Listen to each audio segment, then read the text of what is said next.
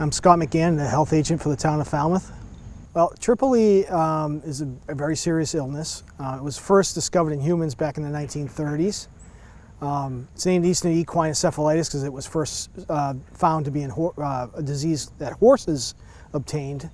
And there's been about 100 to 150 cases roughly since the 1930s.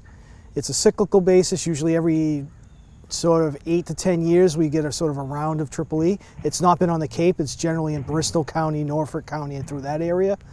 This is the first year where we've detected any mosquitoes with EEE. So Cape Cod Mosquito Control Project has the rights to treat as needed through a contract that's decades old with all the different towns on the Cape. So each district has its own mosquito control project. They're the experts. They're the ones that go out and treat the water bodies regardless of the year, whether the risk is high or not, or immediate risk or not for EEE. They're always out there treating the water bodies and testing mosquitoes for West Nile and for EEE. They have the authority to spray, but they generally will ask a town whether the town agrees to do some spraying. So for the first time on the Cape, they hit the threshold with testing enough mosquitoes to knowing that EEE is around, that they requested that we should consider spraying. So I took that information to the Board of Health and the Board of Selectmen to let them know whether they wanted to spray. And that area was basically where we're sitting down to Nobska Light. Down in that area was where we had the 4 positives, and the Board of Selectmen and Board of Health unanimously voted to do selective spraying in that area. And you know, since we've sprayed, we've had 1 positive up over here. Everything's been negative since. That was about 2 weeks ago. This last round from last week was all negative. So, you know, the spraying's hopefully helped knock the population down. And, you know, you do it that way and you hope for the best. Right now we're at moderate risk. We've been moderate risk from when we first detected mosquitoes in August.